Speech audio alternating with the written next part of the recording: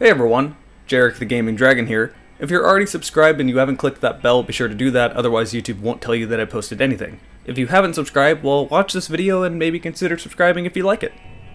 Oh boy, do we have a special video today. I've been getting a lot of requests to play this game, Shell Shock 2 Blood Trails. It was critically panned and apparently is an awful game. But if you just look at glimpses of the gameplay, it doesn't look too bad. I was wrong, and the critics were very right. This is awful. This game takes place in the Vietnam War. It immediately starts off by throwing you into a facility covered in blood with people screaming everywhere, so, it's starting good right off the bat. You eventually meet up with your brother, which is the whole reason you're here. You need information from Cal being your brother, but he obviously is not in the headspace to talk to anyone. Well, Cal manages to pull off his restraints and somehow get free. Magically. At this point on, the whole game is literally just finding your brother. It never goes anywhere, and it's incredibly incoherent. Now, you could argue it's about the Vietnam War. You should be confused about what's going on. The war was overwhelming, and you're fighting enemies that use guerrilla tactics. It's going to be confusing. And that is true, but this game doesn't play that to its strengths at all. It's confusing because it's a garbled mess, not because it was made to feel like the Vietnam War. Almost nothing happens from the opening cutscene to the ending cutscene. There is a reoccurring theme where someone named Trang is trying to capture you because he needs information about quote-unquote White Knight. Information about White Knight was the same reason you were trying to talk to your brother. They need to know about this person. Everyone wants to find this mythical White Knight, and apparently you have connections. Well, at least to your brother, and your brother has connections to White Knight. So Trang captures you numerous times, you get away numerous times, and then finally, eventually, you get to kill Trang in the most anticlimactic way possible. Which is nice. Nice, what a smart zombie. Oh, okay. Beg me for your eyes. Sorry, I may leave you to that.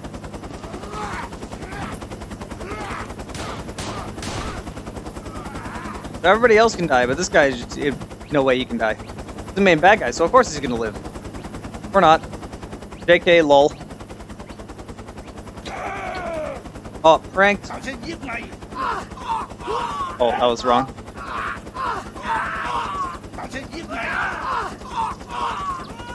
I messed that up too. Wow, how anticlimactic. He's supposed to be like the main bad guy of the game. Oh, nice. How am I supposed to take this game seriously? Who even is this guy anyway? This guy just kind of exists. They expect you to just accept that he's a normal part of the universe. What's his backstory? Why is he important? Who does he work for? All I know is that I had to kill him and I'm angry about it, or something. In fact, this game does stuff like this all the time. At one point, the game introduces someone that looks like the main character you play as in Timesplitters 2 on the Aztec level, and he's just as stupid in this game as he is there, which is way out of place for a Vietnam game. But what's even more out of place is this whore-looking character that's next to him. Where did she come from? Why is she there? And why does nobody question it? She exists for all of one level, dies, and that's it. You never see her again. Well, aside from when you're tripping balls in some ruins, but then you actually never see her again. What was the point of her existing? Characters come and go non-stop. You don't get attached to anyone, they never get introduced to you properly, they just exist to keep the game going forward. Everyone you meet is going to die, or they're going to magically disappear and you'll never see them again. Well, when you finally get to the end of the game, you find Cal. Here's your brother, and he's standing right next to White Knight. White Knight apparently is the original guy that started this huge outbreak. Also, there are zombies in this game, in case you haven't noticed. White Knight started this outbreak of zombies, and Cal reasonably wants to kill him. The problem is White Knight also has an antidote to stop this. So you have a choice here, side with White Knight or side with Cal. I sided with Cal because it wouldn't make any sense to try to find your brother the entire game just to go pranked JK and to kill him. This results in a laughable stupid ending where White Knight gets ripped apart by the zombies he created, and Cal dies 3 weeks later. At least, we're told. We never really know. We don't see any of this. Well, we do see White Knight dying, but we don't see anything else. You're just flying away in a helicopter and the level's over. It's done. You beat the game. GG's. The other ending is just as bad and ridiculously silly. Alright, let's see. How underwhelming is that? There's one bullet into him. He falls over. Aside from that looking laughably dumb, the whole ending is basically, well, White Knight's alive, he has the antidote, we gotta get the antidote out to people, and then after that, I'm gonna go kill him, and then the game ends. Needless to say, you are not playing this game for the story. but you're also not playing it for the graphics, and you're not playing it for the gameplay. In fact, just don't play this game. It's awful. This game only lasts 3 hours long, but it feels like it lasts forever because it's the same stuff recycled ad nauseum. You have 2 enemies the entire game, the Viet Cong and zombies, and these 2 enemies don't feel any different.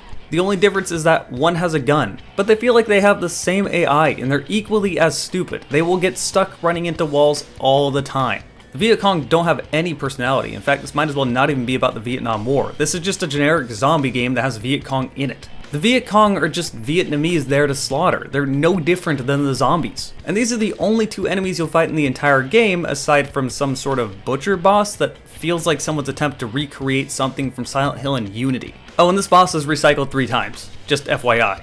The only way you know he's a boss is because he has a ton of health. Unless you're using an M60, then he dies real easy. And while we're speaking about the weapons, there is no variety here. Even though you're in the Vietnam War and you have plenty of weapons to choose from, they choose the most basic and nothing else. You get an M16, an AK, an M60, an M14, a 1911, a Smith & Wesson 39 that you get for all of 1 level, a Tokarev, a Mosin Nagant, a Remington 870, and apparently an RPG. I never came across this in the game, so it was probably only once, but I didn't find it. That's it, that's all you have. You could have at least given me a PPSH to play with or use the most common ones like say an SKS, but no, those don't exist in the game. To make matters worse, these weapons feel awful. Now if you're looking at gameplay from a glance, these probably seem fine. The textures are okay, the reloading animations are serviceable, but I promise you these weapons are not okay. They have virtually no recoil. Unless you aim down sights, then they have a good amount and the muzzle flash blinds the entire screen. But the guns are just as accurate from the hip, so you really don't have any reason to aim down sights anyway, which is a blessing and a curse. The recoil that is there doesn't feel accurate at all. These weapons don't feel like they have any punch, nor do the sound effects make them sound like they have any punch. These are awful. A lot of these are just stock sound effects that you've heard in so many other games before. The M60 is particularly bad. I recognize this immediately as that turret gun sound effect from Halo 1.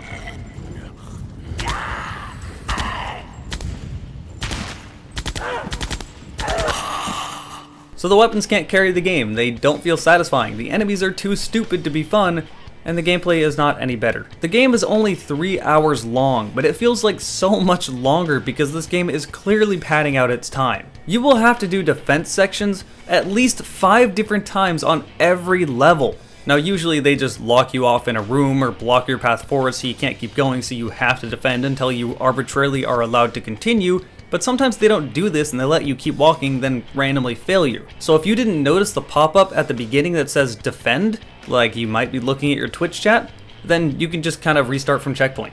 This really doesn't send you back anywhere, but this shows how poorly this game was coded. It feels beyond rushed. But by far the worst offense in this game are the quick time events. There are so many quick time events. These are the worst kind too. They use WASD. But they don't map it in a way that makes it so arrow up, down, left, and right. Your mind does not use muscle memory this way when it comes to a keyboard. Your muscle memory is typing out specific words. Your muscle memory is that W is forward, S is back, A is left, D is right. I had to stop and look at my keyboard to remember that correctly. So this isn't like Typing of the Dead where you're typing out specific words, that's easy to do. This is just WASD in a random arbitrary order. If they just replace the WASD with an arrow key because in your mind you've already mapped the muscle memory to moving a direction, then it would be fine. To make things even worse, PC players don't have any more time with these QuickTime events. See, if you're on a controller, you can do these real quick, real easy.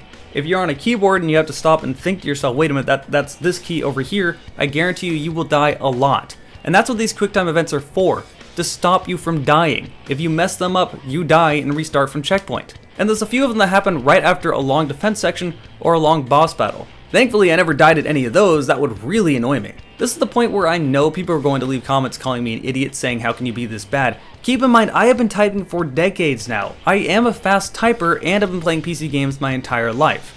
This is simply not how your mind works with muscle memory. Also, if you're really defending QuickTime events, I don't know what to tell you. These are terrible. But the final nail in the coffin for this game are just the graphics and the animations. This game looks like a Unity asset flip got a budget. It looks terrible. The thing that I noticed right when I started playing this game, and it stuck with me up until the end, is just how many tech problems there are. First off, movement feels bad. Walking forward obviously is faster than strafing or walking backward, but but I can strafe and walk backward faster than 0.1 miles per hour. If I have a zombie running at me, I'm not going to slowly crawl backward. I'm going to move faster. And since there are a lot of zombies in this game, you're going to be kiting them around, which means you're going to be sprinting. And every time you sprint, you get this nauseating amount of head bob. This is not what humans see when you sprint. I am not going to suddenly have mini seizures because I started running. To make things even worse, there's no way to change your FOV in this game. The default FOV is bad, and there's no workaround to fix it. So you have a nauseating amount of head bob and a narrow FOV. If you want headaches, play this game. It is going to give you a headache. There's one more really big problem to pile on top of this list, and that's that there's forced mouse acceleration with no way to turn it off. So you have movement that feels like you're walking through sludge, a nauseating amount of head bob, a narrow FOV, and a mouse that's inconsistent when trying to aim. It probably looks like I'm terrible at playing games when you're looking at the footage of this, but it's really not me, and I promise you, it just feels this bad. It is difficult to explain bad controls in a video without someone just picking up a mouse and keyboard and trying it themselves, but just take my word for it, this is one of the worst feeling games I've ever played. Remember when I said this game looks like a Unity game? I really do mean that. Graphically, it does not look good, and keep in mind this came out in 2009. Far Cry 2 came out a year before this game. In fact, the over-the-top head bobbing and all the stiff animations that seem exaggerated remind me more of a Garry's Mod project than an actual full retail game. This was a game that was very clearly rushed through development, and under no circumstance should you go out of your way to play it. And you really do need to go out of your way. It's abandonware now. You can't buy it anywhere. You also can't torrent it anymore because there's no seeders left, so you have to resort to websites where you have to download it in numerous zip files, and those usually just result in getting malware. I really wouldn't recommend even bothering. This is a bad game. Its only good quality is that it's over quickly. Well, that's all I have to say about Shellshock 2 Blood Trails, thankfully. Thank all of you that came over to my Twitch and watched me suffer playing through this game. If you want to check out my Twitch is twitch.tv/Jarek4GamingDragon. If you subscribe on Twitch and join my Discord, there's a secret channel over there and you can see my videos one day ahead of time. The same thing goes for my patrons over on Patreon. You can click the bottom link over in the bottom right. Both my Twitch subs and patrons get to see my videos one day ahead of time, so thank all of you for your support, and I will see you next time over on Twitch or for my next video.